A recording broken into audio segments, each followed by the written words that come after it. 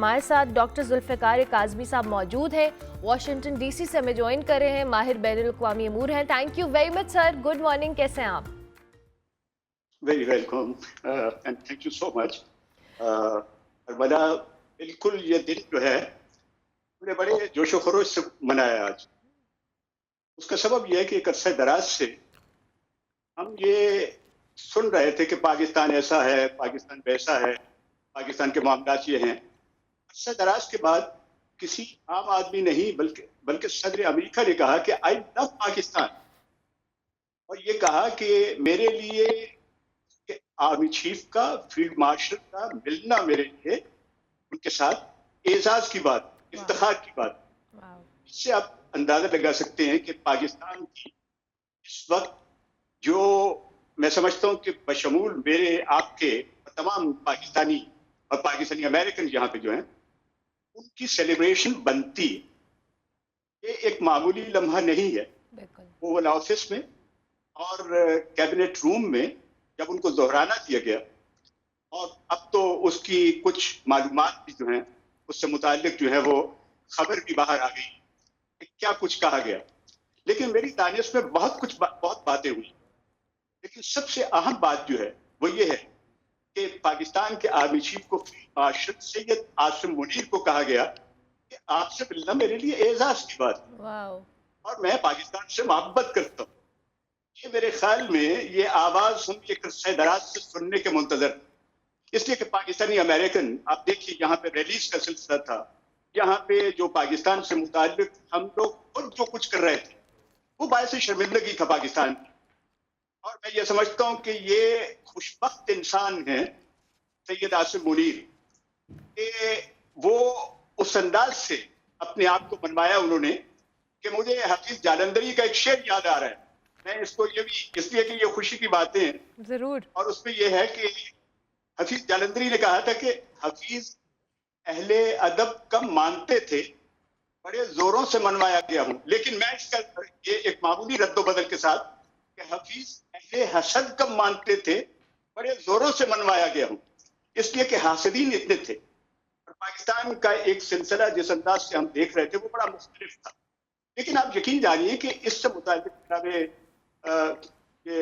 Field marshal से मुताल्लिक बहुत सी बातें पहले भी हमें इल्म में थी। 11 जून को एक खबर जो है वो बहुत अहम थी और शायद लोगों ने उससे सरफ नजर किया हो। खबर ये थी कि अमेरिका के सेंट्रल कमांड के चीफ जो हैं उन्होंने जब जनरल आसिम मुनीर से बात करते हुए कहा कि आपने मुझे बताया है कि उस वक्त आपने मदद की है जो अमेरिका के लिए बहुत अहम मदद है। वो मदद क्या थी?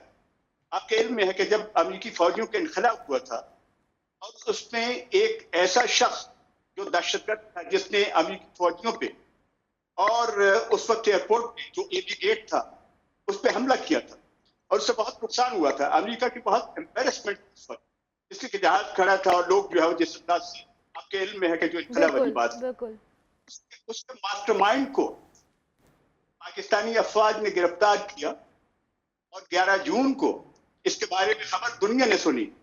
और जो सेंट्रल कमांड के जो जनरल जो हैं उन्होंने कहा कि मैं इससे मुताल्लिक जो है सदर डोनाल्ड ट्रंप को और सेक्रेटरी दिफा जो है उनको भी बताना चाहूंगा। इससे आप अंदाजा लगाएं कि उस शख्स की क्रेडिबिलिटी और पाकिस्तानी अफवाज की, हम ये कहते हैं कि दहशतगर्दी के खिलाफ पाकिस्तान ने हर वक्त जो है दहशतगर्दी के खिलाफ जो है जंग की है।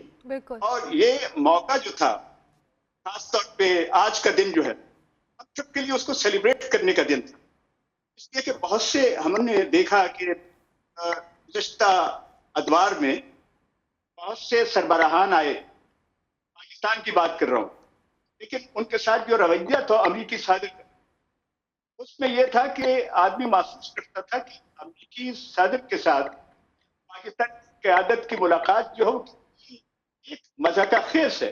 लेकिन इस वक्त जो कि ये है कि उनको दोहराना दिया जा रहा है, इसके बारे में तारीफें हो रही हैं और ये पाकिस्तान के अवाम की तारीफ है, पाकिस्तान की अफवाज की तारीफ है, पाकिस्तान की जमहूरियत की तारीफ है। इसलिए कि आसिम मुनीर यही कहते हैं ना कि हमारा रोल नहीं है कि हम सियासत, लेकिन चूंकि अस्करी मामलात जो होते हैं उसका ताल्लुक पाकिस्तान की जमहूरियत से भी, दुनिया की जमहूरियत से होता है। लिहाजा उन्होंने जो काम किया वो सबसे, मेरे ख्याल के मुताबिक मैं समझता हूँ कि ये अरसे दराज के बाद हम लोग ये उन्होंने जो उसके अलावा जो कहा, उन्होंने कहा मैं शुक्रिया अदा करना चाहता था। मैं खास तौर पे जनरल आसिफ मुनीर का, फील्ड मार्शल का शुक्रिया अदा करना चाहता था कि उन्होंने जंग रोक दी। अब अंदाजा लगाएं कि इसमें भी पाकिस्तान का पहलू कितना वजनी है। बिल्कुल कि ऐसे। सदर अमेरिका कह रहे हैं कि उन्होंने जंग रोकी वरना रोकने वाले नहीं थे, और अमेरिका ने यह महसूस किया कि इंडिया को जो सबक दिया है पाकिस्तान ने आसिफ मुनीर साहब की क़यादत में, अस्करी क़यादत, वो एक तारीखी सबक है और दुनिया को उससे सीखना चाहिए। और इसके साथ उन्होंने जो कहा कि एक और बात जो मैं आपसे अर्ज करना चाहूंगा तो मुझे बहुत अच्छी लगी कि हमारे आर्मी चीफ से मुताल्लिक, और बेखुसूस अब तो ये एक बहुत बड़ा सेरेमोनियल होता है इसको फील्ड मार्शल कहते हैं, उनसे मुताल्लिक उन्होंने कहा कि ये ईरान के मामलात को बहुत बेहतर जानते थे, या कि किसी भी रहनुमा से ज्यादा बेहतर जानते। कितनी बड़ी बात है कि हमारे अस्करी जो मामलात हैं ये मजबूत हाथों के अंदर हैं। बिल्कुल और सही। कितना बड़ा ब्रेन है जो काम कर रहा है। बिल्कुल ठीक। और उस ब्रेन के साथ साथ आप अंदाजा लगाइए कि वो तमाम मामलात कर रहे हैं। तो मैं समझता हूँ कि ये एक साथ ही साथ, क्योंकि जनरल आसिफ मुनीर के बारे में, और ये भी शायद डोनाल्ड ट्रंप का कहना है कि मैंने उन्हें खित्ते के मामले में बहुत तशवीश में देखा है। एक उन्हें ईरान का ख्याल है, बिल्कुल ठीक है। पाकिस्तान का मौक़िफ़ यही। अच्छा काज़मी साहब, मेरा सवाल यहाँ पे लीजिएगा, जैसे आपने अभी बताया भी कि ये बड़े डेफिनेटली हम सबके लिए, आप ओवरसीज़ जो अमेरिकन हैं, अमेरिकन पाकिस्तानी हैं, उनके लिए तो ये है ही है एजाज़ की बात। हम यहाँ पे मौजूद लोगों के लिए भी डेफिनेटली बहुत बाइस इज़्ज़त है कि ये चीज़ हम सेलिब्रेट कर रहे हैं। लेकिन अब काज़मी साहब, आगे सवाल ये है कि ये हमारा बहुत लाउड एंड क्लियर मैसेज रहा है, चाहे हमारी अस्करी क़यादत हो, चाहे हमारी डिप्लोमेसी हो, इस इंडिया पाकिस्तान कॉन्फ्लिक्ट के अंदर हमने इसको बहुत बेहतरीन अंदाज में हैंडल किया है। और अमेरिका ने, जहाँ पर उनकी से भी सदर ट्रंप बार बार कह रहे हैं जी कि मेरे कहने के ऊपर जंग रोकी गई और ये उन्होंने रोक दी, ये उनकी बहुत मेहरबानी है। तो ये बहुत इम्पॉर्टेंट चीज़ है कि पाकिस्तान की जो अब पोजीशन है दुनिया भर में, वो बहुत वाज़ेह हुई है इस सारे एपिसोड के बाद। उसमें हमारी क़यादत का हाथ है, अस्करी क़यादत का डेफिनेटली। आप क्या समझते हैं फ्यूचर में हम अमेरिका के साथ जो पाकिस्तान के ताल्लुकात हैं, जो इमिग्रेंट्स को वहाँ पे इशूज़ हैं, जो दीगर मामलात वहाँ पे चैलेंजेस रहते हैं कहीं ना कहीं, और इन दोनों ममालिक के ताल्लुकात के दरमियान भी, आप समझते हैं कि इस मुलाकात का उस पर लॉन्ग टर्म इम्पैक्ट आएगा? ये मीटिंग यकीनन इम्पैक्टफुल होगी, लेकिन उसके लिए हमें पाकिस्तान की जानिब से भी बहुत से सवालात साथ साथ उठाने चाहिए। हमारी अमेरिका के साथ जो पार्टनरशिप जो है, अब सदर डोनाल्ड ट्रंप का कहना यह है कि जब मोदी वापस सदर डोनाल्ड ट्रंप वापस आ गए G7 उस मीटिंग को छोड़ के, तो उनका कहना यह था कि हम इंडिया के साथ ट्रेड के मामले में जो मामला जो है उनको आगे बढ़ाना चाहते हैं। अब पाकिस्तान को ये सोचना है, ये है कि जब सदर अमेरिका इतनी तारीफ करते हैं और पाकिस्तान के बारे में ये कहते हैं कि ये मुल्क जो है मुझे उससे मोहब्बत है, तो मोहब्बत के कुछ तकाजे होते हैं। मोहब्बत के तकाजे ये होते हैं कि उन लोगों की परेशानियों का अजाला किया जाए। और मैं ये समझता हूँ कि यहाँ की जो इमिग्रेशन पॉलिसी है उसमें यकीनन जो है कहीं ना कहीं एक ऐसा सिलसिला यकीनन मौजूद है कि जिसमें अमेरिका जो है वो अपने फेवरेट मुल्कों के बारे में, ये नहीं हम कहते कि अमेरिका के हम बहुत फेंकता हो गए हैं, हम ऐसी बात हो गई, लेकिन Pakistani American, I feel proud my self कि ये मामला ऐसा हुआ है कि जिससे यकीनन आने वाले वक्त में पाकिस्तान के न सिर्फ यह कि सफारती बायलैटरल रिलेशनशिप तो हमारी बहुत बेहतर है, यहाँ पे रिजवान शेख साहब जो हैं डूइंग ए गुड जॉब, ये भी, लेकिन साथ साथ हमारे जो अस्करी क़यादत यहाँ पे जो है उन्होंने जो पेंटागन के साथ और यहाँ पे जो अस्करी क़यादत जो है उसके साथ जो उनके ताल्लुकात हैं वो बड़े अहम हैं, और उसका यकीनन नतीजा जो है वो दूसरे मामलात में निकलेगा और बहुत उम्दा निकलेगा। पाकिस्तान के लोगों को इंतजार करना चाहिए और ये भी देखना चाहिए। उसके साथ साथ मेरी गुजारिश भी है कि पाकिस्तानी अमेरिकन जो हैं इनके जहन में होना चाहिए कि अगर पाकिस्तान की इज्जत में इजाफा हुआ तो उस इज्जत में इजाफा करें, खुद भी करें। आपके इल्म में है कि उनके आने पे वो शख्स जो है, वो कुछ कुछ अफराद वो जैसे डिमॉन्स्ट्रेट कर रहे थे, जो कुछ कर रहे थे वो पाकिस्तान की फेवर में नहीं बल्कि उनकी अपनी फेवर में भी नहीं। बिल्कुल ऐसे कोई ही। शख्स अगर अपने मुल्क के खिलाफ अपने इस काम में शामिल होता है तो इसका मतलब यह कि अपना नुकसान कर रहा है। तो वो नादान लोगों को मैं यही कहूंगा, तो नादान लोगों को अब बाज आ जाना चाहिए और पाकिस्तान की साइड पे खड़ा होना चाहिए। इसी में उनकी फला है।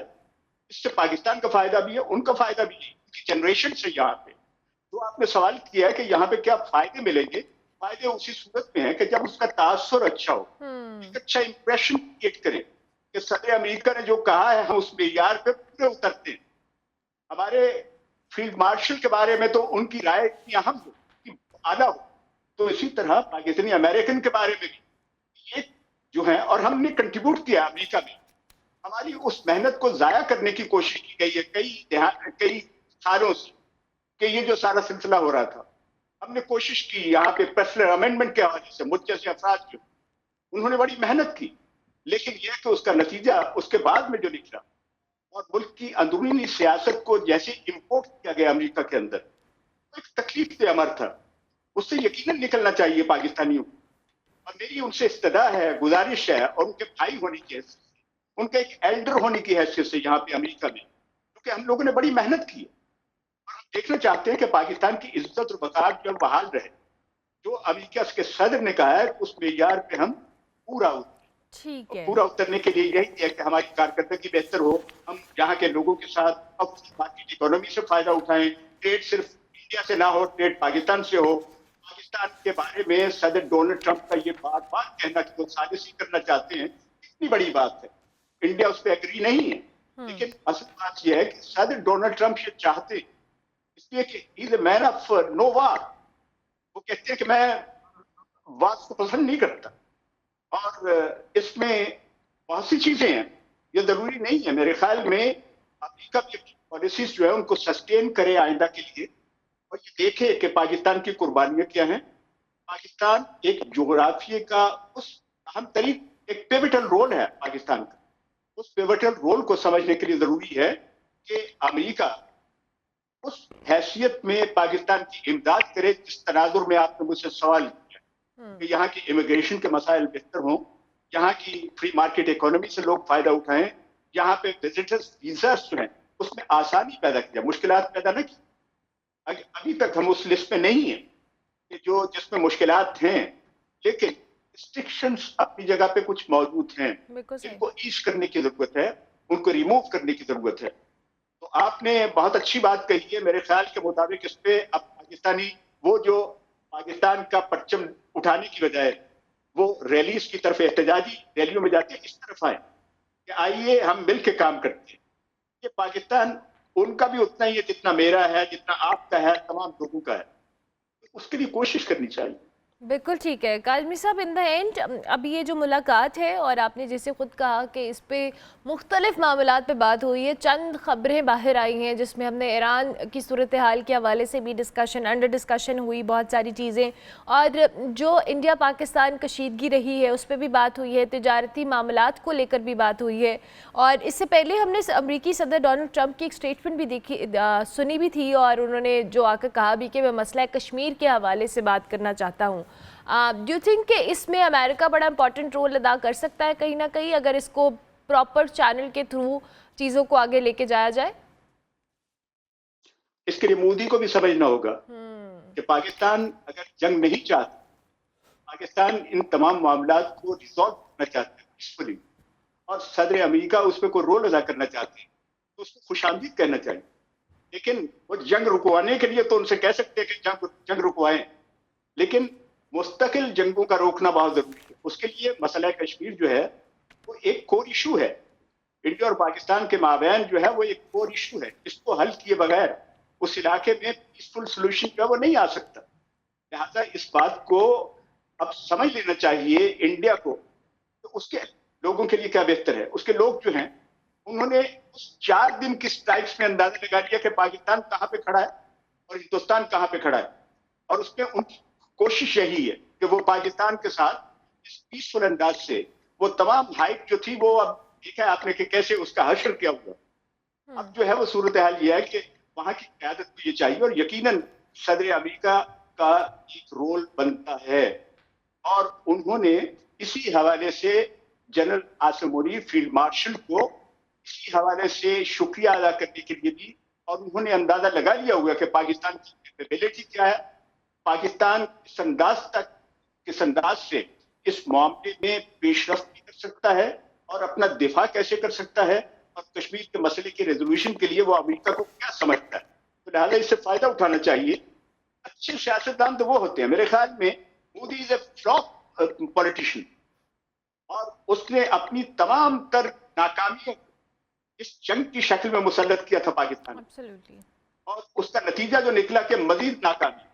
अब उसके पास एक ही कार्ड है कि वो पाकिस्तान के साथ कहे कि मैं सदर अमेरिका की बात को मानने के लिए तैयार हूं और इसके अलावा और कोई सोल्यूशन नहीं है। चाइना के बारे में देखिए, सदर डोनाल्ड ट्रंप ने यकीनन एजेंडे पे चाइना भी जो है वो एक अहम और हसास नुक्ते के तौर पे मौजूद था और जनरल आसिम मुनीर ने, फील्ड मार्शल ने इस पे अपना जो इंदिया दिया है वो भी आहिस्ता आहिस्ता बातें आ रही तो वो समझते हैं कि रीजन के अंदर और चाइना की एक हैसियत जो है उसके मुताबिक पाकिस्तान की उसके साथ जो एक दोस्ती और ताल्लुक जो है उसको किसी सूरत में भी वो उससे पीछे नहीं हटना चाहते। बिल्कुल और इसके साथ साथ उन्होंने फलस्तीन के मसले पे भी और ईरान के हवाले से जो भी मौक़िफ़ इख्तियार किया ये पाकिस्तान का उसूली मौक़िफ़ है, पाकिस्तान का सियासी मौक़िफ़ है जो हम यहाँ पे बेहतर तरीके से समझ रहे हैं। अफसोस के वो जो इस वक्त वो कुव्वतें जो जिनकी बहुत पसपाई हो चुकी है तो चाहिए कि वो सोच लें कि पाकिस्तान के साथ खड़ा हूँ, पाकिस्तान की इज्जत और वक़ार में इजाफा करना। बिल्कुल तो ठीक। ये मैं समझता हूँ इसके लिए बहुत thank you very much doctor साहब, बहुत शुक्रिया। डॉक्टर जुल्फ़िकार काज़मी हमारे साथ मौजूद थे जी, सीनियर सहाफ़ी हैं और साथ साथ जो इस वक्त पाकिस्तान के फील्ड मार्शल जो हैं अमरीकी दौरे पे हैं और सदर डोनाल्ड ट्रंप ने जो उनके एजाज़ में ज़ोहरारा दिया है और उसमें जो गुफ्तगू ज़ेर बहस आई उसके हवाले से अपना तज्ज़िया दे रहे थे। हम ब्रेक लेंगे, ब्रेक के बाद वापस आएंगे।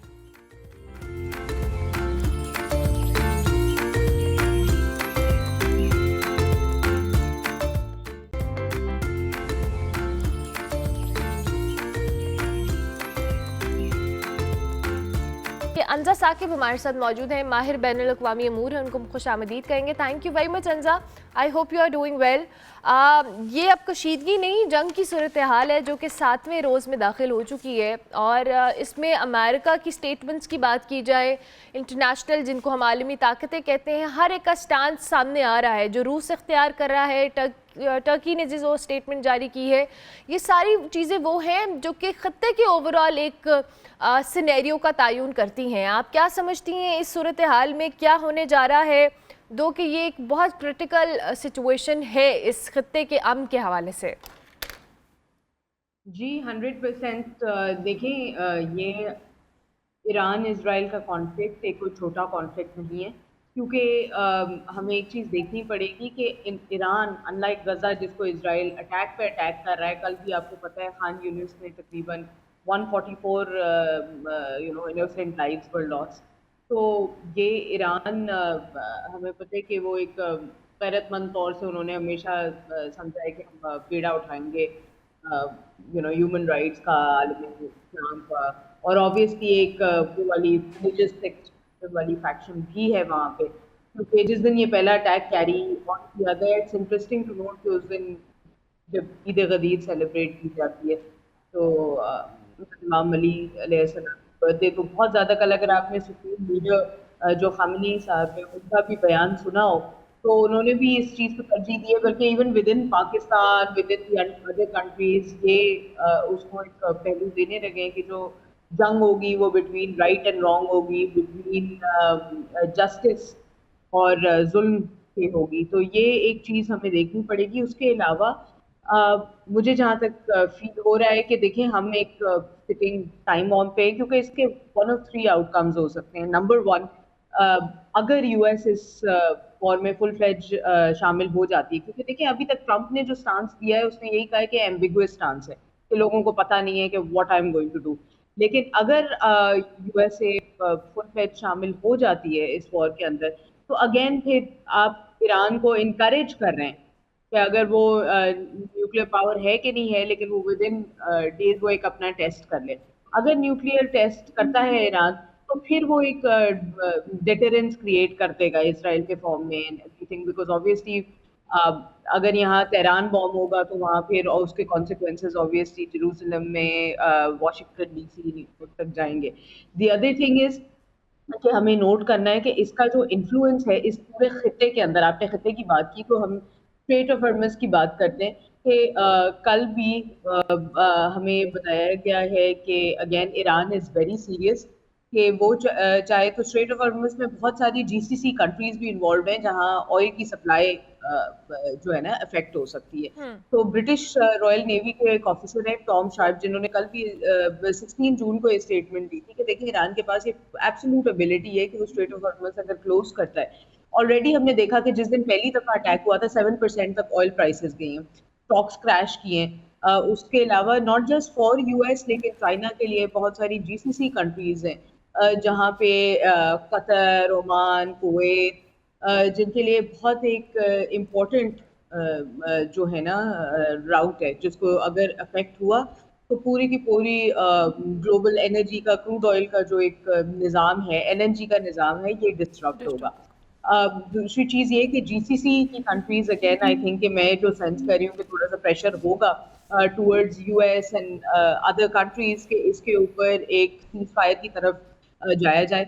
एंड आई थिंक अभी विद इन डेज हमें एक्सपेक्ट करना चाहिए कि कहीं ना कहीं एक सीज फायर की एलिमेंट होनी चाहिए, और यूएस को अगर बिल्कुल वो इस वॉर के अंदर फुल फ्लेज्ड एंटर होते हैं तो it is calling for a very big trouble from both sides. और अभी यूएस देखिए, अगर कल हम जनरल आसिम मुनीर के भी विजिट को हम थोड़ा सा इससे लिंक अप करते हैं तो ऑब्वियसली एक ऑब्वियस रीजन थे ट्रम्प के बुलाने के, उनको crypto currency, minerals, counter terrorism, लेकिन उसके साथ जहाँ तक मेरी एनालिसिस है, आई थिंक ट्रम्प को ऑल्सो उनकी एक पल्स चेक करनी थी कि अगर हम ईरान को फुल ब्लोन अटैक करते हैं तो क्या इम्पैक्ट होगा पाकिस्तान, क्या किस हद तक एयर स्पेस यूज करने देगा, क्या बिकॉज पाकिस्तान ने देखिए आउटराइट पहले दिन, और इस बात में ईरानी पार्लियामेंट में भी अप्रिसिएशन मिली है कि पाकिस्तान ने भी गैरतमंद होके और बड़ा हामी भरी है ईरान के सपोर्ट। बिकॉज एनीवन जो अभी देखिए, कोई भी अगर हम दो चीजें देखते हैं, अगर हम सियासी तौर पे देखें चीजों को या हम ह्यूमैनिटेरियन तौर पे देखें, तो ह्यूमैनिटेरियन तौर पे आप वो वेस्ट हो, ईस्ट हो, कहीं भी जो ईरान के साथ हो रहा है वो एब्सोल्यूट बुलिंग है, वो क्राइम्स अगेंस्ट ह्यूमैनिटी है अगेन। लेकिन अगर सियासी तौर पे देखें तो अभी भी डिटर्मिन करना है कई ममालिक ने। यहाँ पे एक और बात मैं ज़रूर वाज़ेह करती चलूँ कि जो इजराइल का इम्पैक्ट होगा, अगेन बहुत सारे सीनियर ऑफिशियल्स जो वाइट हाउस के हैं वो भी इस चीज़ को ऑब्वियसली उनके भी फेवर में नहीं जाता और वो इस चीज़ को सपोर्ट नहीं कर रहे कि ट्रम्प आके आउटराइट ईरान के साथ एक जंग का ऐलान कर दें। तो आई थिंक कि एक और जो एरिया है जहाँ पे हम नॉन काइनेटिकली देखते हैं, ईरान के अंदर अभी टोटल इंटरनेट ब्लॉकेड लगा दिया। तो अगेन उस चीज़ को लिमिट करना आई थिंक कि बहुत ज़्यादा एक हैरानकुन बात है, क्योंकि नहीं होना चाहिए था। पूरी दुनिया में अगर आप देखें, Iran will also be not just using kinetic means, ठीक है, डिफेंस सिस्टम के ऊपर वो अटैक्स कर सकते हैं in the form of obviously missiles, लेकिन जहाँ तक मेरा ख्याल है कि अगर अगेन इजराइल समझता है या अमेरिका की हेल्प से डिफरेंट न्यूक्लियर साइट्स अटैक होंगी तो ईरान आई थिंक के from a non kinetic point of view बहुत ज़्यादा इस चीज़ के ऊपर विद इन इजराइल की मसला होगा, बिकॉज ऑलरेडी अंजा मैं सवाल यहाँ पे ले लें प्लीज़। ज़ाहिर है क्वेश्चन इसमें आपने भी अमेरिका की बात की, अगर अमेरिका डायरेक्टली इस वॉर का हिस्सा बनता है, अमरीकी अफवाज ईरान के ख़िलाफ़ किसी भी इक़दाम के लिए तैयार हैं, ये आज की न्यूज़पेपर में ख़बर है, और जिस पे हमने कल भी डिस्कशन सुनी कि जी अमेरिका ने कहा है कि हम कुछ सरप्राइज़, वज़ीर दिफ़ा कह रहे हैं कि जी हमको सरप्राइज़ दे सकते हैं। सरप्राइज तो उस सूरत हाल में आप समझती हैं कि जब अगर अमेरिका डायरेक्टली ऑन ग्राउंड इस वॉर में कहीं ना कहीं हिस्सा बनता है तो पूरी दुनिया पे और फिर दीगर ममालिक जिसमें आप चाइना का जिक्र कर रही हैं, आप टर्की का जिक्र कर रही हैं, आप पाकिस्तान की एक इम्पॉर्टेंस ज़ाहिर है, हमारे फील्ड मार्शल वहाँ पे गए हैं जिस पे ट्रम्प ने ईरान की कशीदगी के हवाले से भी बात की है कि आप ईरान की सूरत हाल को बहुत बेहतर अंदाज में समझते हैं। वी ऑल नो कि ये बड़ा एक थर्ड वर्ल्ड वॉर की तरफ हम चले जाएंगे क्योंकि बहुत सारे कंट्रीज़, बहुत सारे लोगों की स्टेक्स इस पर शामिल हो जाएंगी। अमेरिका का डायरेक्टली इस वॉर के अंदर शामिल होना इसको एक्सेप्ट करेगी अमेरिकन अवाम भी? नहीं, आप देखिए, मैं यही बताना चाह रही थी कि विद इन द अवाम बहुत ज़्यादा हमने ऑलरेडी देखा है कि नेतन्याहू के खिलाफ काफ़ी प्रोटेस्ट हो गए। आप अल्बानिया से लेके कनाडा से लेके यूएस के अंदर different countries in the world जहाँ पे आप प्रोटेस्ट देखें, एक तो प्रो पैलेस्टाइन और anti Netanyahu. Even with in America आप देखें कि एंटी ट्रम्प रैलीज कितनी ज़्यादा बढ़ गई हैं और उसके अंदर ऑब्वियसली मिलिटरीली लोगों को जुल्म किया जा रहा है। So at the end of the day इसका बैकलैश बहुत सीवियर आएगा और मैं आपको यही बता रही हूँ कि अमेरिका से ज्यादा इजराइल के अंदर भी आएगा जहाँ already vote of no confidence के लिए लोग चैंट कर रहे हैं। अमेरिका अगर आउटराइट शामिल होता है तो जहाँ कुछ रिकंसिलिएशन के फॉर्म्स देखें, इस अटैक होने से पहले 6 दफा मुलाकात की गई थी कतार के अंदर IAEA की वजह से, और ट्रम्प अगेन अमेरिका एक रोल नेगोशिएशन का फॉर्म कर रहा था ईरान के न्यूक्लियर प्रोग्राम के ऊपर, उसको स्ट्रीमलाइन करने के लिए। लेकिन हमने ये देखा है कि अब बार बार अगर आप ईरान के ऊपर अटैक करेंगे या अगर अमेरिका फुल फ्लेज इस वॉर में खुल के सामने आ जाता है अटैक करने के फॉर्म में, तो फिर ईरान को आप एक ललकार रहे हैं कि जी आप न्यूक्लियर टेस्ट कर लें अपना, और वी ऑल नो कि आउटकम वहां से किस तरह आएगा। तो इस सिचुएशन को अभी फिलहाल डीएस्केलेट करना बहुत जरूरी है। देखिए, अमेरिका के फॉर्म में भी हमने पहले भी देखा है इराक के केस में या दीगर और ममालिक के केस में कि इस तरह हुआ था 2003 में भी। बिल्कुल सही, बिल्कुल सही। इसको डीएस्केलेट करना पड़ेगा, अदरवाइज ये सिचुएशन मजीद वर्स्ट होगी। थैंक यू वेरी मच अंजा, मुझे ब्रेक लेनी है। अंजा साकिब हमारे साथ मौजूद थी जी, माहिर बैनुल-अक़वामी अमूर, मौजूदा ईरान और इजराइल के दरमियान जो जारी जंग है उसके हवाले से अपना तज्ज़िया दे रही थी। ब्रेक लेते हैं, ब्रेक के बाद वापस आते हैं।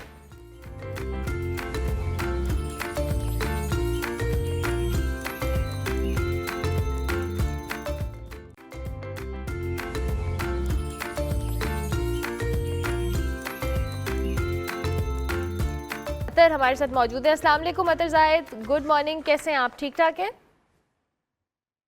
जी? वालेकुम सलाम, मैं बिल्कुल ठीक, आप कैसी हैं? मैं बिल्कुल ठीक, thank you so much for joining us. आपको बहुत बहुत मुबारकबाद, आपने पाकिस्तान के लिए बड़ी ज़बरदस्त कामयाबी समेटी है। हमें थोड़ा सा इस चैम्पियनशिप के हवाले से बताएं, और बड़ी ईद के मौके के ऊपर आपने ये फ़ाइट लड़ी और उसमें आप जीते और आपने एक रवायती हरीफ को शिकस्त दी।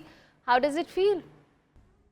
It feel proud, it feel amazing. और ये जो मेरी विक्ट्री है ये पूरी पाकिस्तान की 25 करोड़ आवाम को मेरी तरफ से ईद का तोहफ़ा है, और मुझे बहुत प्राउड फीलिंग है जो मैं वर्ड्स में डिस्क्राइब नहीं कर सकता।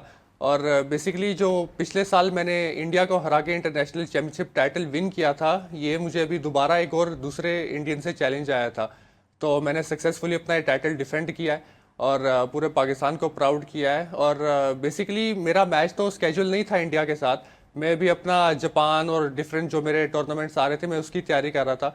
तो जिस तरह सिचुएशन हुई पाकिस्तान इंडिया के वार की, तो मुझे अचानक इंडिया की तरफ से एक चैलेंज आया। तो मैंने ये भी नहीं देखा कि क्या प्लेटफॉर्म है, मुझे कितने पैसे मिल रहे हैं, मैंने बस ये देखा मेरा अपोनेंट इंडियन है, तो मैंने कहा लेट्स मेक दिस ऑफिशियल। तो मैंने उसका चैलेंज एक्सेप्ट किया और ये फिर नेपाल में मैच हुआ और अल्हम्दुलिल्लाह मैंने विन किया। तो सबसे चैलेंजिंग राउंड कैसा कौन सा था अतर, और आपके कितने राउंड्स पर मुश्तमिल आपकी फ़ाइट थी और नॉकआउट किया, क्या हुआ, थोड़ा सा हमें बताएं। जी बिल्कुल, ये जो मैच था ये हार्डकोर मैच था और इसमें राउंड्स नहीं थे, ये एक ही मैच था। इसमें बेसिकली आपने अपने अपोनेंट को या तो पिन करवाना था 1 2 3 या सबमिशन से अगला बंदा हार मान ले। तो ये मैच बहुत टफ हुआ था, बीच में मुझे इस तरह लगा कि अब ये मैच बहुत हार्ड हो रहा है, क्योंकि ये जो मेरा अपोनेंट था ये मेरे से बहुत ज़्यादा हैवी था और मेरे से बहुत ज़्यादा बल्की था।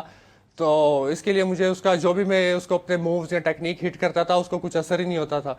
तो काफ़ी चैलेंजिंग इसमें मुझे इश्यूज यानी ड्यूरिंग मैच ये फेस करना पड़ा। और फिर ये था, ये हार्डकोर मैच था ना, तो इसमें सारे वेपन्स भी अलाउड थे। मुझे वहाँ पे क्रच नज़र आया, मैंने क्रच उठा के उसको हिट किया। और फिर ये जो मेरा टाइटल है, मैंने वो उसके फेस पे हिट किया। तो इवन इस दफ़ा जो नेपाल का क्राउड था वो भी मेरी स्पोर्ट में था, और वो भी सारा मेरा नाम ले रहा था और पाकिस्तान पाकिस्तान कह रहा था। मैंने उसको एक दफ़ा बेल्ट उसके सर पे मारी तो पूरा क्राउड कहता वंस मोर वंस मोर। तो मैंने फिर दोबारा उसके सर पे एक दफ़ा फिर बेल्ट मारी, तो वहाँ से फिर मैंने मैच जीता। अच्छा, तो अच्छा, ये जो फाइट होती है, जाहिर है आपने जैसे कहा कि आपका ओपोनेंट आपसे physically he was better and strong, but आपने भी जाहिर है कुछ ऐसी टेक्निक्स, कोई ऐसी स्ट्रैटेजी अपने माइंड में उस वक्त ऑन स्पॉट सोची होगी, बिकॉज आप ही के मुताबिक कि आप जो भी उसको हिट करे तो उसको असर नहीं हो रहा था। कौन सी जो आपकी स्ट्रैटेजी थी वो आपके ओपोनेंट को जेर करने में आपके काम आई, और आपने कहा कि ये वाली स्ट्रैटेजी मैं अपनाऊंगा तो ये इस तरह से मैं जीत पाऊंगा? जी बिल्कुल, इस मैच की तैयारी के लिए मैं थाईलैंड गया था। वहाँ पे मैंने सारा इसकी ट्रेनिंग की, और नई टेक्निक्स और जो भी मूव्स थे मैंने वहाँ से लर्न किए। और जो स्ट्रैटेजी थी, मैं समझ गया था कि ये क्या चीज़ें अभी ये रिंग में चल रहा है, तो मैंने ये सोचा था कि डेलिबरेटली मैं मार खाता रहूँगा ना, तो ताकि इसको ऐसे लगे कि अब ये यानी पूरा कंट्रोल इसके पास आ गया है। तो मैं जानबूझ के कई जगहों पे यानी मार खाता रहा, बस अपने आप को यानी डिफेंसिव मोड में था, बचाता रहा कि मुझे लगे ना। और लेकिन मैंने इसको यही शो किया कि मैं बस अब इस तरह बिल्कुल ही यानी अनकॉन्शियस हो रहा हूँ, और इस तरह यानी डेलिबरेटली मेरा ये था कि मैं मार खा रहा हूँ ना। लेकिन वहीं से जब मैंने देखा कि अब ये इसको ऐसा फील हो रहा है कि अब यानी पूरा मैच इसके कंट्रोल में है, वहीं से मैंने काउंटर लिया और इसको यानी अपने मूव्स हिट किए। और फिर जैसे मैंने आपको बताया, सब कुछ इसमें लीगल था, हर चीज़ अलाउ थी। तो वहाँ पे मुझे क्रच नज़र आया, वो मैंने यूज़ किया, टाइटल इसके सर पे मारा। तो स्ट्रेटेजी यही थी कि डेलिबरेटली मैं मार खाता रहा और डिफेंसिव मोड में रहा। अच्छा, तो इस स्ट्रैटेजी में जाहिर है आप खुद भी, आपको लग रही है तो आपकी एनर्जी जाहिर है ड्रेन होती है जब आपको कोई हिट कर रहा है इतनी पावर के साथ। तो ये उस चीज़ को कैसे आपने मेक श्योर किया कि आपको इतनी कोई हार्ड पंच या कोई ऐसी चीज़ ना लगे कि आपको अगर कोई इस तरह की हो, जाहिर आप भी अनकॉन्शियस हो सकते थे, और आपने जब काउंटर करना था तो आपके अंदर शायद इतनी एनर्जी ना होती। बिल्कुल ऐसा था, और वाकई इस तरह एक मोमेंट पे इस तरह हुआ था कि मुझे लग गई थी मेरे शोल्डर पे, और मेरे शोल्डर में मूवमेंट ही नहीं हो रही थी। और लेकिन मेरे पास यानी यही मैंने सोचा हुआ था कि इसको हराने का बस अभी यही एक तरीका है कि डेलिबरेटली यानी आप मार खाते रहो, और जैसे इसको ये फील हो कि पूरा मैच इसके कंट्रोल में आ गया है, तो वहीं से इस पे अटैक कर दो। और यही मैंने ये सोचा हुआ था, तो वही चीज़ हुई। और बस ये था कि डिफेंसिव मोड में था मैं भी, यानी अपने आप को बचाता रहा कि ये कहीं। हाँ। अच्छा, अतर आप मुझे ये बताएं कि जाहिर है एक फाइट के बाद रिकवर होने में कितना टाइम लगता है एक प्लेयर को? ये डिपेंड करता है ना कि आपको इंजरी किस टाइप की हुई है। अगर तो माइनर इंजरी है फिर तो आप यानी 2-3 दिन में, 1 वीक में रिकवर हो जाते हैं। अगर तो कोई सीरियस इंजरी है फिर आपको 15 डेज भी लग सकते हैं। ये इंडिविजुअल टू इंडिविजुअल डिपेंड करता है कि आप कितने स्ट्रॉन्ग है, आपके यानी कि बॉडी की यानी किस तरह का आपकी ट्रेनिंग हुई है। तो अभी जिस तरह मुझे ये इंजरी हुई थी, मुझे भी 10 दिन लगे हैं रिकवर होने में। मेरे शोल्डर में ठीक से कोई मूवमेंट ही नहीं थी, फ्रीज था मेरा शोल्डर। तो अब जाके मैं 10 डेज बाद रिकवर हुआ हूँ। तो अभी आगे आपके कौन सी ऐसी चैंपियनशिप्स हैं या ट्रेनिंग चल रही है किसी कंपटीशन के लिए? मैंने भी ये इंडिया को हराने के बाद अभी क्वालिफाई कर लिया वर्ल्ड चैंपियनशिप के लिए। तो अभी मैं उसकी तैयारी कर रहा हूँ। फिर उसके बाद एशियन टाइटल है वो करने वाला हूँ। फिर उसके बाद अभी वर्ल्ड रिकॉर्ड अटेम्प्ट में करने वाला हूँ। तो इस तरह इंशाल्लाह मैं पाकिस्तान को अभी बहुत प्राउड करता रहूँगा और अभी बहुत कुछ यानी अचीव करूँगा पाकिस्तान के लिए इंशाल्लाह। अच्छा, हमें ये बताएं कि आपकी ट्रेनिंग पैटर्न्स क्या हैं, आप कहाँ पे ट्रेनिंग करते हैं इसकी रेसलिंग की, और पाकिस्तान के अंदर where do we stand regarding this sport? Basically जैसा आपको पता है मेरा सारा सऊदी बैकग्राउंड है। तो मैं सऊदी अरब में होता हूँ, तो मेरी सारी ट्रेनिंग सऊदीया में ही होती है। मेरे अमेरिकन कोच है कलिस्तो, तो उन्होंने मुझे ट्रेन किया है और वही मुझे ट्रेन करते हैं। फिर अगर मुझे कोई और जिस तरह किसी कंट्री में रेसलर्स आ रहे हों, कोचेज आ रहे हों, फिर मैं वहाँ जाता हूँ। जैसे भी मैं थाईलैंड गया था, वहाँ पे ऑल अराउंड वर्ल्ड से कोचेज आए हुए थे, तो वहाँ पे मैंने इसकी ट्रेनिंग की थी। फिर उसके अलावा जैसा आपने पाकिस्तान का पूछा, अनफॉर्चुनेटली पाकिस्तान में तो कोई प्रोफेशनल रेसलिंग की अकेडमीज नहीं है, ना ही सर्टिफाइड ट्रेनर है। तो गवर्नमेंट ऑफ पाकिस्तान को चाहिए कि इस पे भी थोड़ा वर्क करे, क्योंकि पाकिस्तान में बच्चों को शौक बहुत है। जिसको भी देखो, इवन मुझे मैसेजेस आते हैं कि हम रेसलिंग में आना चाहते हैं, हम आपसे इंस्पायर होते हैं, आप हमें बताएं हम क्या करें। लेकिन पाकिस्तान में तो अभी तक कोई इसका ट्रेनिंग सेंटर नहीं है, और मेरी इस पे वर्किंग चल रही है। मेरी भी गवर्नमेंट ऑफिशियल से मीटिंग्स हो रही हैं, तो मैं ये उन पे यानी उनके साथ ये बात कर रहा हूँ कि पाकिस्तान में इस चीज़ को आगे लाया जाए और जितने भी एथलीट्स हैं उनको जो तैयार होना चाहते हैं, रेसलिंग में आना चाहते हैं, उनको सपोर्ट किया जाए। लवली, चलें, good luck Athar, thank you very much कि आप तशरीफ़ लाए। अतर ज़ाहिद हमारे साथ मौजूद थे जी, पाकिस्तानी रेसलर, इन्होंने इंडिया को हराया है और ये टाइटल अपने नाम किया है, सो दैट्स अमेजिंग। हम ब्रेक लेंगे, ब्रेक के बाद वापस आएंगे।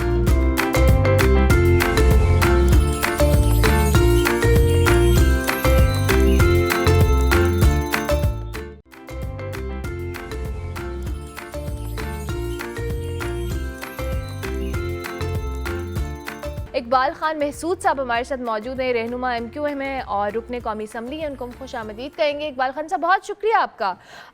कराची के मसाइल हम सब किसी से ढके छुपे नहीं हैं और अगर कोई इस चीज़ को ओन नहीं करता तो या तो वो लोगों को बेवकूफ़ समझते हैं या वो ख़ुद किसी डिल्यूजन के अंदर हैं, क्योंकि कराची के मसाइल ऐसे हैं जो कि सब अपनी आंखों से देख सकते हैं। और अब ये जो दर्जा बंदी है, ये 170वें नंबर पर कराची का होना, आप समझते हैं कि ये ठीक रिपोर्ट है? क्योंकि बहुत सारे लोग ये कहते हैं कि ये दर्जाबंदी के मामला जो होते हैं इसमें बहुत सारे पहलू इन्वॉल्व होते हैं। जी जी, बहुत शुक्रिया आपका। आपने इस हॉट टॉपिक पर मुझे जो है वो आपने लाइव लिया शो में। अच्छा, प्रॉब्लम ये आ रही है कि अगर हम कराची शहर की बात करते हैं, कराची शहर का हम जो बेसिक जो मसला है वो अगर हम सिंध हुकूमत को बताते हैं कि यहाँ ना पानी है, ना बिजली है, ना गैस है। अच्छा, यहाँ आप सोसाइटीज़ में आप देख लें कि रोड ना होने के बराबर है और कुंडा माफिया का जो है वो राज है, और उसके अलावा लैंड ग्रेबर्स और बहुत सारे मामलात हैं।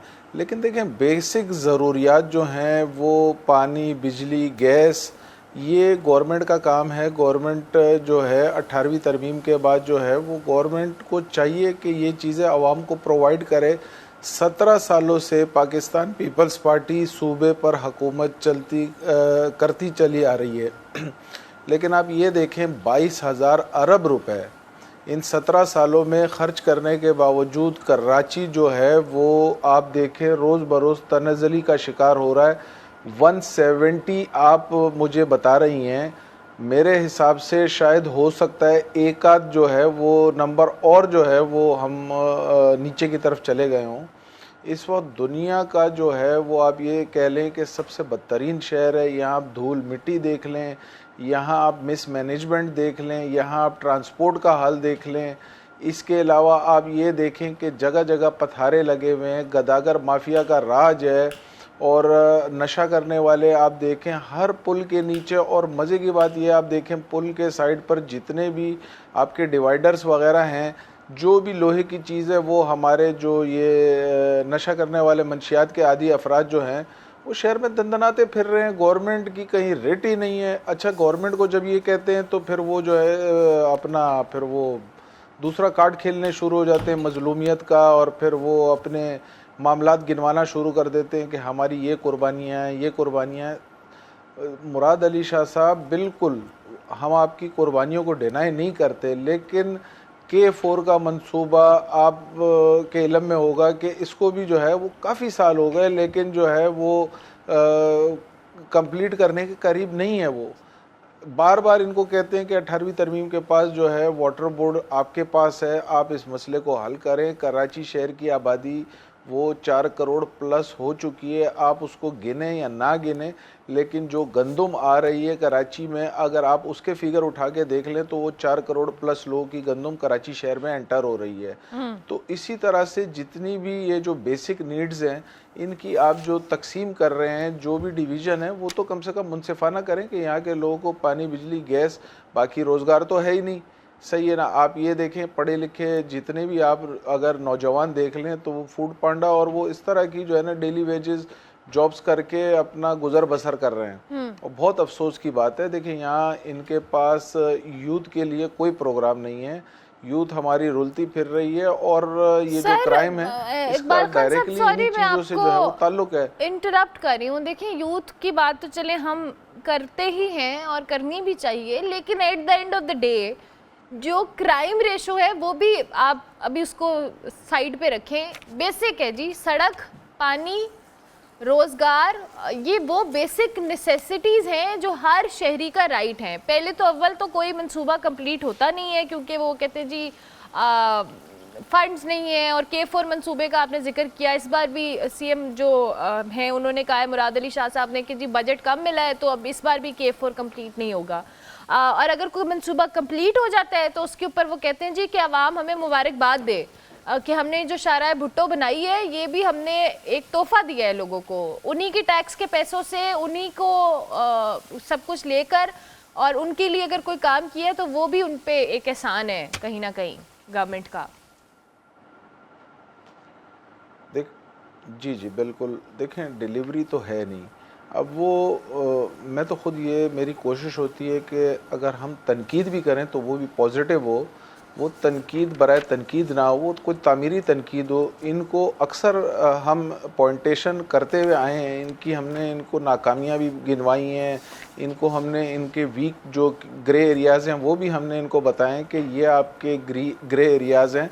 देखें कराची शहर का 16 अरब रुपए माहाना पानी चोरी हो रहा है, ये बार बार बता चुके हैं। इदारों के पास भी जो है वो रिपोर्ट्स मौजूद हैं, लेकिन वो हमारी पीपल्स पार्टी की हुकूमत टस से मस नहीं हो रही। आप ये देखें पिछले 2 महीनों में कोई 4 दफ़ा आपकी जो मेन 84 इंच जो मेन कंड्यूट लाइन है, जहाँ से district central, district east, scheme 33 Gulistan जौहर को जो पानी फीड करती हैं, वो 3 से 4 दफ़ा बस्ट हो चुकी हैं, लेकिन यहाँ कोई पूछने वाला नहीं है। मेयर साहब से जब आप सवाल करते हैं तो वो कहते हैं कि 1971 की लाइनें इस वजह से, तो मेयर साहब अगर 71 की लाइनें आप ये बताएं करोड़ों डॉलर्स में, करोड़ों रुपए में नहीं, आपको एशियन डेवलपमेंट बैंक जो है वो फंडिंग कर रहा है, और आप मुख्तलिफ जो प्रोजेक्ट हैं जो गैर ज़रूरी प्रोजेक्ट हैं, देखें आप उनमें पढ़कर जो आपके जो बेसिक ज़रूरियात हैं आप उनको पूरा नहीं कर रहे हैं। इस वक्त कराची शहर जो है वो एक लावा पक रहा है, और मुझे तो बहुत ये हालात देखकर डर महसूस हो रहा है कि यहाँ के नौजवान खुद से। अब मेरा अगला सवाल ऑपोजिशन के हवाले से, आपने अपनी गुफ्तगू का आगाज़ किया कि जी तनकीद प्रोडक्टिव क्रिटिसिज्म होना चाहिए। अब प्रोडक्टिव क्रिटिसिज्म का आपने खुद भी कहा कि 15 साल हो गए जी एक ही जमात की हुकूमत है, और अब ऑपोजिशन का किरदार इसमें बड़ा इंपॉर्टेंट है। अगर हुकूमत को डर नहीं होगा, ऑपोजिशन की जानिब से कोई प्रेशर नहीं होगा, तो वो काम नहीं करेगी। आप लोगों की एज एन ऑपोजिशन रोल के हवाले से भी लोगों के कंसर्न मौजूद हैं जब आप ऑन ग्राउंड की जी ऑपोजिशन इस हवाले से क्या कर रही है, हुकूमत के ऊपर एक प्रेशर बिल्ड करने से लेकर जहाँ पे आप ये सारे मसाइल आप बता रहे हैं आपके इल्म में होंगे, एंड आई एम श्योर कि आप लोग इस हवाले से डिस्कशन भी करते होंगे, लेकिन इसको एड्रेस करने के लिए भी तो किसी ने कुछ करना है। नहीं बिल्कुल जी, आप सही कह रही हैं, लेकिन प्रॉब्लम यहाँ पर यह आ रही है कि जब अपोजिशन पॉइंटेशन करती है इनकी जो नाकामियाँ हैं, इनकी जो कोताहियाँ हैं, नाअहलियाँ हैं, उसकी, तो फिर उसके बाद ये सिंध कार्ड खेलना शुरू कर देते हैं। अब आप 2-3 दिनों से सिंध असेंबली में भी और आपको नेशनल असेंबली में भी इसकी झलक नज़र आई होगी कि हमारी बहन शाजिया मरी ने जिस तरह की ज़बान इस्तेमाल की है। यहाँ जो हमारे सिंध के जो मिनिस्टर हजरात हैं या जो MPAs हैं पाकिस्तान पीपल्स पार्टी के, किस तरह की ज़बान वो इस्तेमाल कर रहे हैं। और आप माजी में भी देख चुकी हैं कि कराची वालों को नंगे भूखे कहना और उनकी तज़हीक करना। MQM के पास कोई अपनी फ़ौज तो है नहीं कि वो उसको भेजें और जो है ना मामला ठीक करवा लें। हमारा काम है, अपोजिशन का काम है कि वो पॉइंटेशन करें, वो जितने भी इनके ग्रे एरियाज़ हैं उनकी निशानदेही करें कि आप अपने ये मामला ठीक करें। एक तो करप्शन बहुत ज़्यादा है, दूसरा मिसमैनेजमेंट है, नाअहली तो अपनी जगह है। इस वक्त हमारे जो मेयर कराची साहब हैं बैरिस्टर मुर्तज़ा वहाब, तमाम इख्तियारात उनके पास हैं लोकल बॉडीज़ के हवाले से, लेकिन देखें आपको काम होते हुए नहीं दिख रहा। कराची शहर में पहले स्वीपर्स होते थे, प्रॉपर झाड़ू लगती थी, उसके बाद आप ये जो आपका सॉलिड वेस्ट का जो इदारा है वो मुकम्मल तौर पर नाकाम हो चुका है। अभी पिछले दिनों आपने देखा कि ईद उल अज़हा पर जिस तरह से कराची शहर का बुरा हाल हुआ था, आलाइशें जगह जगह पड़ी हुई थी, कोई उठाने वाला, कोई पूछने वाला, कोई मैनेजमेंट आपको यहाँ दिखती नहीं है। इसके बरक्स अगर आप लाहौर चली जाएं, वहाँ आप देखें, वहाँ LDA प्रॉपर आपको काम करते हुए दिखेगा। मैं लाहौर में रहती हूं, उसके अलावा आप CDA इस्लामाबाद जाएं, वहाँ आपको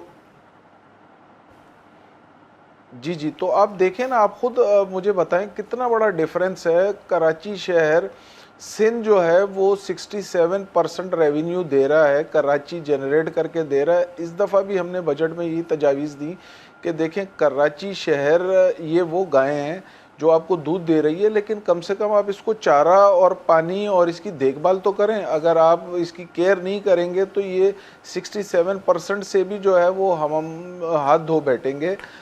IMF से छुटकारा आपको कराची शहर दिला सकता है, लेकिन थोड़ा सा इसके रोड हो गए, यहाँ पानी का जो आपका निज़ाम है वो हो गया। इसके अलावा बिजली जो है वो पूरे मुल्क से जो है यहाँ की बिजली महंगी है।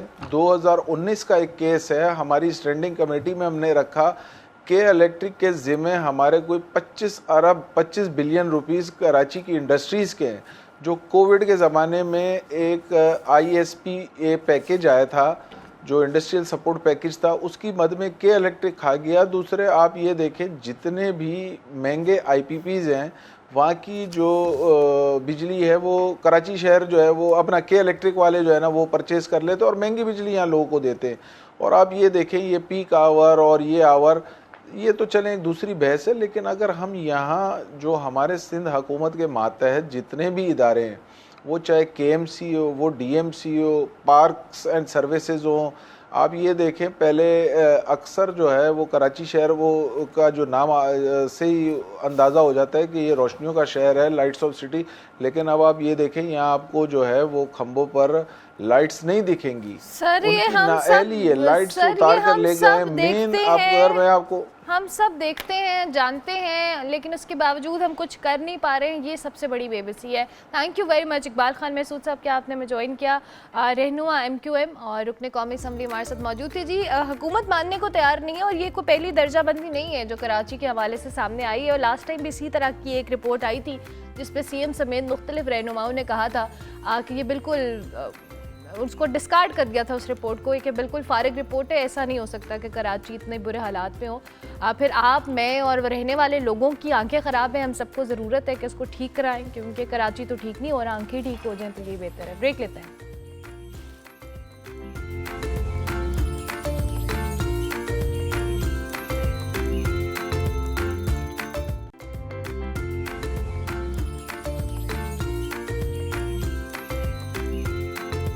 डॉक्टर खाकार नजीब हमारे साथ हमें ज्वाइन करें। Thank you very much doctor साहब, बहुत शुक्रिया कि आपने हमें वक्त दिया। डॉक्टर साहब, सबसे पहले तो मैं बजट के हवाले से ज़रूर आपसे बात करूंगी, क्योंकि अभी काफ़ी दिन हो चुके हैं, लेकिन बहुत सारी ऐसी चीज़ें हैं जो कि आवाम के कंसर्न के मुताबिक हैं। आप इस बजट के अंदर जो तजावीज़ दी गई हैं या ओवरऑल बजट के ऊपर मैं चाहूँगी आप अपना एक एनालिसिस दीजिएगा।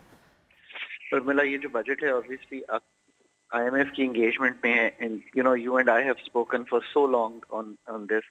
और आपको मालूम है कि मैंने हमेशा कहा था कि पाकिस्तान को IMF के बगैर चलाना प्रूडेंट पॉलिसी नहीं है। उसका एक इम्पैक्ट लोगों पर ये आया है कि जो सबसे बढ़ के टैक्स है, जिसको आप इन्फ्लेशन कहते हैं, यानी कि कीमतों के बढ़ने की शरह कम नहीं हुई, बहुत कम हुई है। मतलब 29% 2 साल पहले थी, 24% 1 साल पहले थी, आज तकरीबन 5-7% के करीब है। इसका मतलब यह है कि कीमतें तो बढ़ रही हैं पर उस शरह से नहीं बढ़ी हैं। सबसे बड़ा इम्पैक्ट है एक आम आदमी पे। ये लोअर मिडिल इनकम को स्पेशली बहुत इम्पैक्ट करता है और लोअर इनकम्स को तो जरूर करता है। अब जो बजट अभी दिया गया है, ये एक ऐसा बजट है जिसमें सबसे बढ़ के कोशिश ये की गई है कि अपने एक्सपेंसेस को, यानी कि हुकूमत के खर्चे जो हैं वो बहुत बढ़ाए ना जाएं। ये कोशिश नहीं की गई कि उनको रिफॉर्म कर दिया जाए।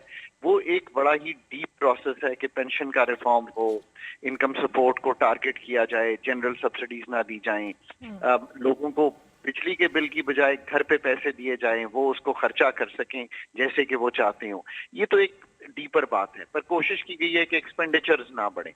इसी तरह ये कोशिश की गई है कि जो टैक्सेस है वो 300 अरब इस साल नए लगे हैं, जिसमें GST है सोलर पे, जो कि मेरा ख्याल है कम हो जाएगा। इसी तरह फाटा की एग्जेम्पशंस हैं वो चली गई हैं, पर कोई बहुत ज्यादा डायरेक्ट इम्पैक्ट ऑन पीपल अगर मैं कहूँ तो ऐसा नहीं होगा। So that's also a good story. कुछ इन्फोर्समेंट के मेजर्स हैं जो तंग कर रहे हैं इस वक्त बिजनेस कम्युनिटी को, जिसका मतलब आपने सुना है अरेस्ट पावर्स और इस तरह की जो चीजें हैं वो करने की कोशिश की गई है।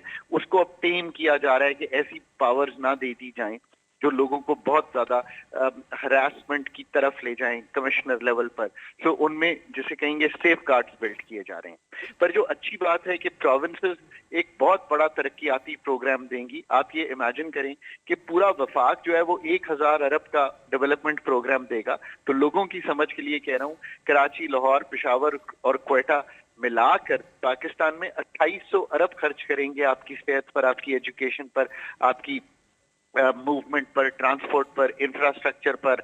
सो उनके पास एक बहुत बड़ा बजट है। अगर वो इसको प्रॉपरली यूज करें तो that will be beneficial to the people of Pakistan.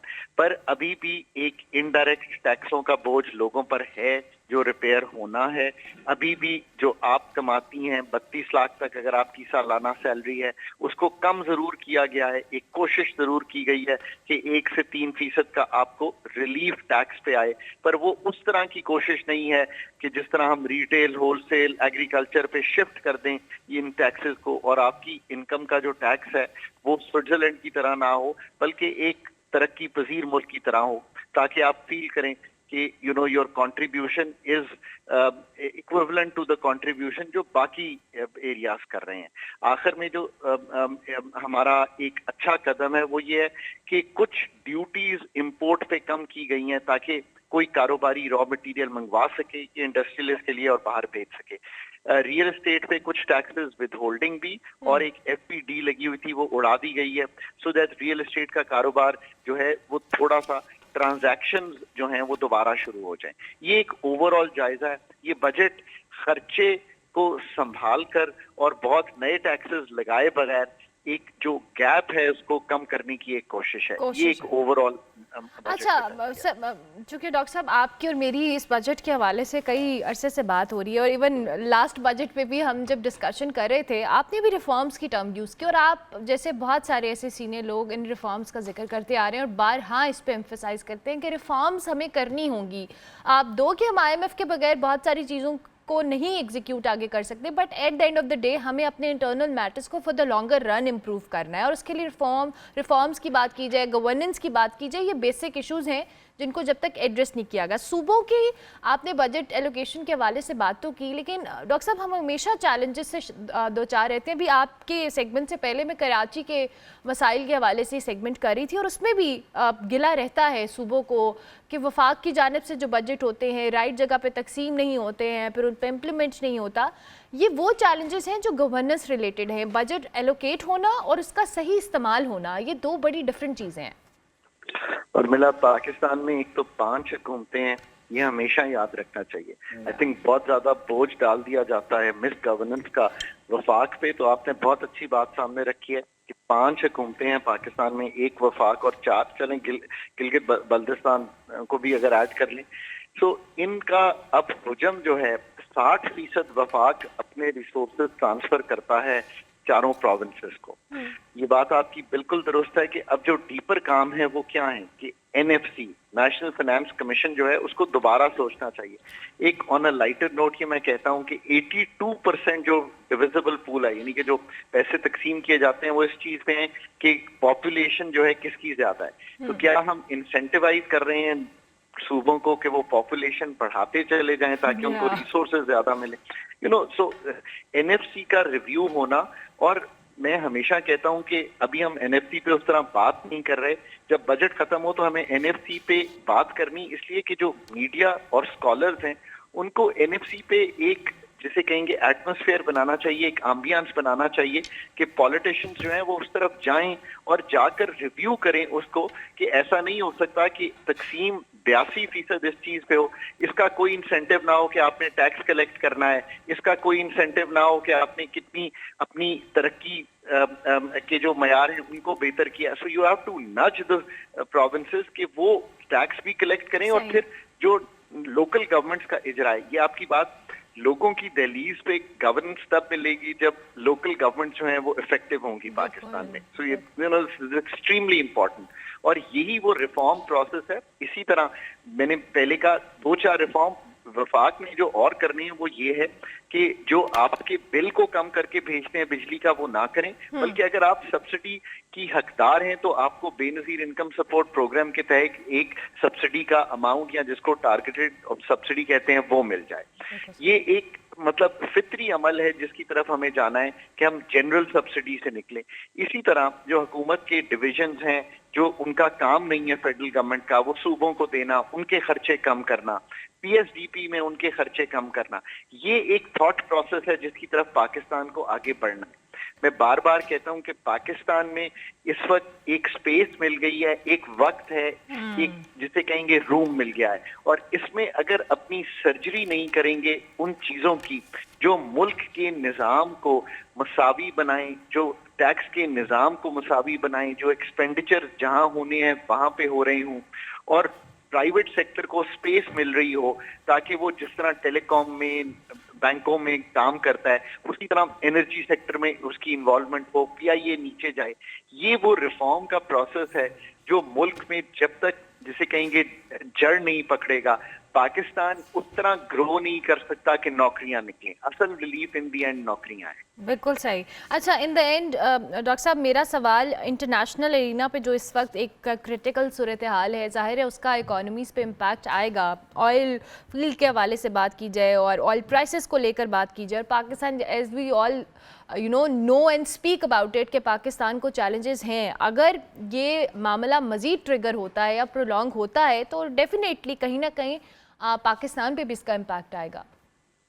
देखिए, Pakistan becomes very viable at $60 because हमारा इम्पोर्ट बिल कम हो जाता है। ये बात 100% दुरुस्त है।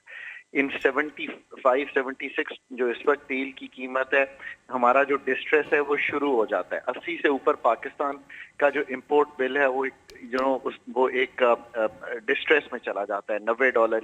इस तरह हमारा करंट अकाउंट बढ़ना शुरू हो जाता है। ये बात आपकी बिल्कुल दुरुस्त है। सो लेट्स होप कि जो इस वक्त का कॉन्फ्लिक्ट है वो रिजॉल्व हो जाए, बहुत प्रोलॉन्ग ना हो, और जो तेल की कीमत है वो वापस जो 60s में थी आ जाए। ये एक बात। पर पाकिस्तान ऑब्वियसली बॉर्डरिंग चूंकि ईरान से है तो हमारे सिक्योरिटी कंसर्न्स सेकंड इशू है।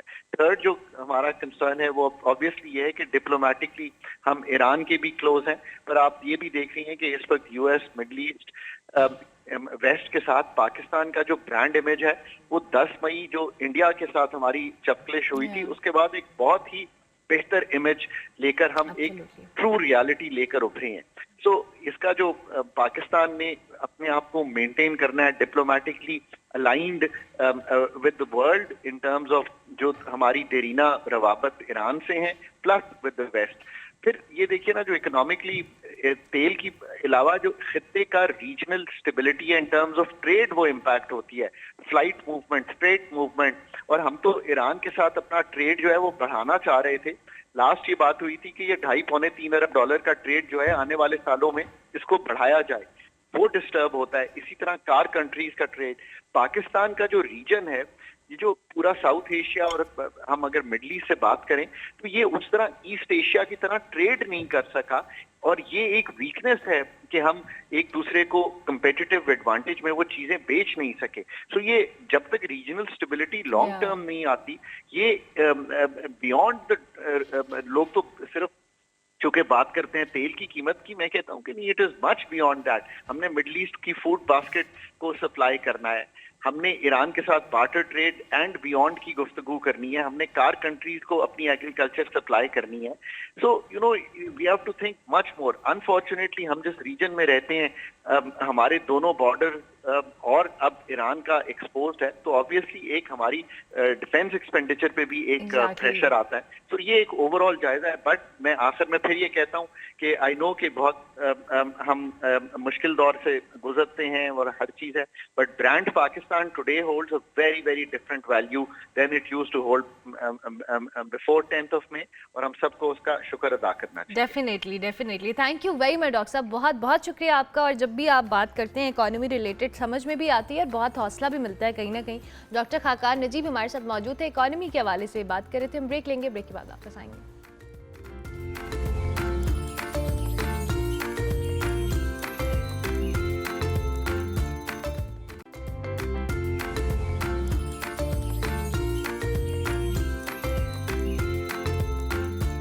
ताहिर राना हमारे पब्लिक न्यूज़ के कॉरेस्पॉन्डेंट हमारे साथ मौजूद हैं, उनसे हम बात करेंगे। ताहिर साहब, बहुत शुक्रिया आपका कि आपने हमें ज्वाइन किया।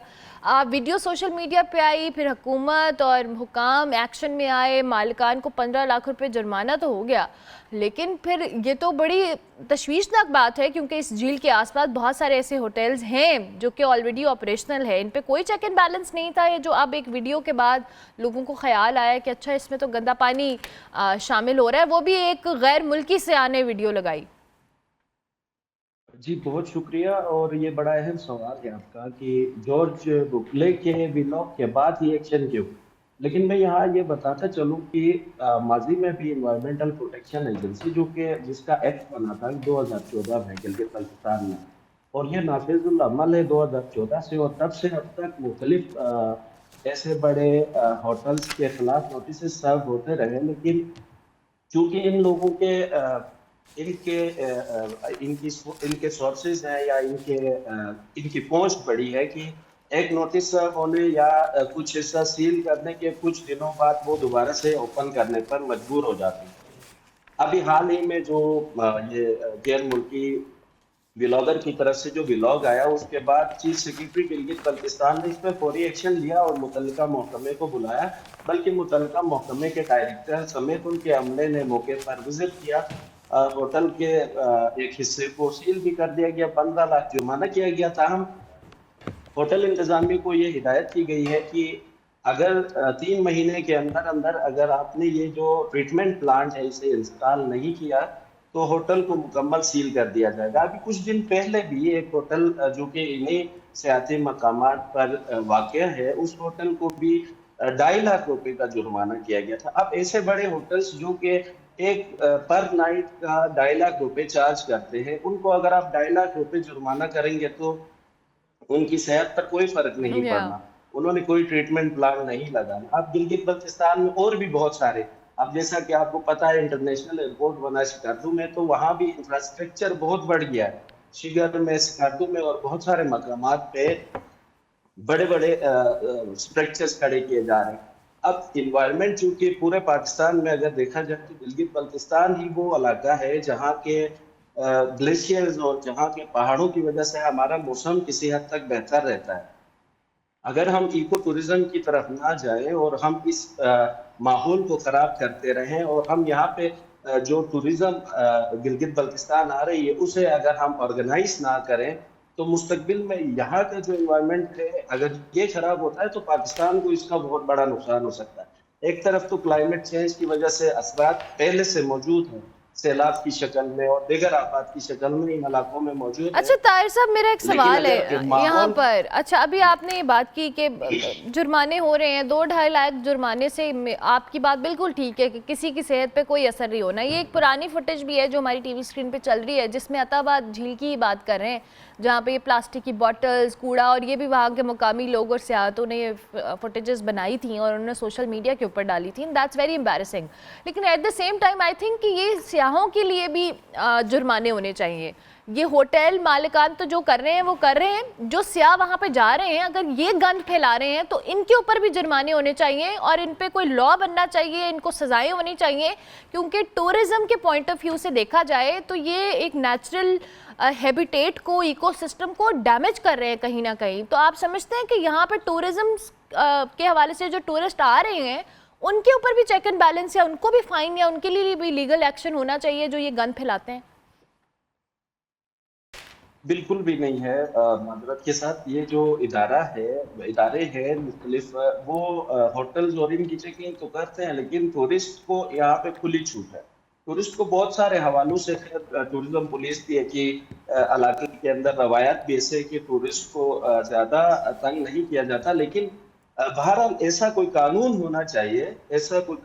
होना चाहिए कि टूरिस्ट जो गिलगित बल्तिस्तान में एंटर होते हैं उन्हें न सिर्फ गाइड किया जाए, यहाँ पे टूरिज्म डिपार्टमेंट की भी यहाँ पे जिम्मेदारी बनती है कि वो गाइडेंस प्रोवाइड करे टूरिस्ट को कि एक दो हवालों से, एक तो यहाँ के की सड़कें बहुत मुश्किल है, तो आप एहतियात से ड्राइविंग करें, क्योंकि या। बहुत ज्यादा वाकयात पिछले दिनों में हमने देखे हैं। बिल्कुल सही। टूरिस्ट जो भी आते हैं वो ठीक है। सीधी सड़कों के आदी होते हैं, तो यहाँ के सड़कों में उनके लिए काफी मुश्किल होता है। ठीक तो है। वहीं पे टूरिस्ट जो भी आता है उसको ठीक ये है ताहिर साहब, बताने की बहुत जरूरत है, शुक्रिया। awareness देने मेरे की पास जरूरत वक्त है कि खत्म हो गया, लेकिन आपने बात बड़ी इंपॉर्टेंट की है। और जैसे मैं पहले कह रही थी कि ये जो होटल मालिकान है इनके खिलाफ तो एक्शन होना ही चाहिए। और आई थिंक कि हुकूमत को या टूरिज्म डिपार्टमेंट को इस हवाले से कोई पॉलिसी भी बनानी चाहिए कि जो लोग यहाँ पे जाके गंद फैलाते हैं, प्लास्टिक का इस्तेमाल झील के अंदर करते हैं, ये वो लोग हैं जो कि आपकी टूरिज्म को सपोर्ट नहीं कर रहे हैं या आपकी टूरिज्म को ख़राब कर रहे हैं। तो इन पे भी चेक एंड बैलेंस और जुर्माने आयद होने चाहिए। जी, प्रोग्राम का वक्त खत्म हुआ। इंशाल्लाह मेरी आपसे मुलाकात होगी। अब कल फीडबैक आप हमारे सोशल मीडिया हैंडल्स पे लाजमी दीजिएगा। कल तक के लिए मेरी तरफ से अल्लाह हाफ़िज़।